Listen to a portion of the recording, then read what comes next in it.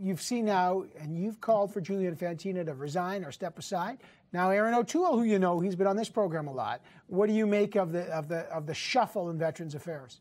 I'm very disappointed, Evan. I mean, I have listened. I'm a loyal viewer, you could say, of your show, and I have watched Aaron O'Toole come on your show day after day after day after day to dismiss and marginalize and be accountable for a minister that did not have the courage to come forward.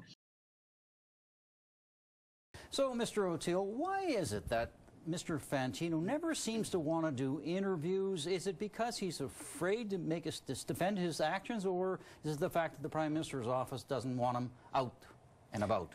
No, I think he's focused on really what is the core of the Veterans Affairs Ministry, which is delivering services and improving the services. Will Minister Fantino step down or resign because of the way he treated those veterans?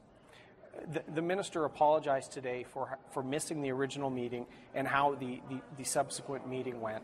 I didn't get the sense, sincerely, Evan, that there really was much that they wanted to talk about. They wanted a yes or no answer, and they had a press conference already scheduled. So it's disappointing, but he's still trying to reach out to them to say. It sounds like Aaron's blaming the veterans. Come on. When they met with us, they didn't want to speak. They were veterans who wanted to speak to the minister. Minister Fantino was at a cabinet meeting actually fighting for more funding. But Veterans Affairs is actually one of the good departments where, in terms of how much spending hits the benefits themselves get to the veterans.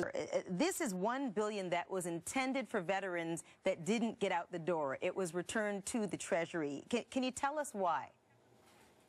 Well, I actually have to correct you, Marcy, and there's been a lot of language that doesn't describe what is actually happening. So $200 million is our commitment going forward.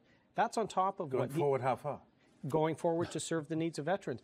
For 50 years. What the Auditor General showed us this week, right? Terry, is that right? Sorry, but that's what we're trying to find out. Over the course of the lifetime of veterans eligible. All right, so not 6 years. So this will span the lifetime of veterans eligible. You must be disappointed to see the spending going the way it is, where the government is sending money back in on some of the more important services they do, and they're spending more on like communications for the minister, and he certainly isn't having much success on that front. What's your reaction? What are you really thinking here? This is very similar to the story we heard a few weeks ago, and it shows, I think, that even the press gallery needs to learn about the estimates process a little more. How do you square that circle then? So $89 million for communications and yet cuts to services.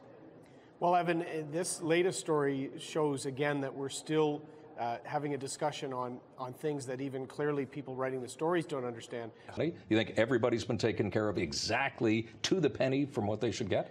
I think you got to look at this in two ways. We're spending, on average about $800 million more than the previous government on veterans, but we're spending it in new ways. But wait a second now. You're going back to before the Afghan war? I mean, that seems ridiculous. The Liberals started the Afghan war. Let's stick with your government, because you've been here almost 10 years now.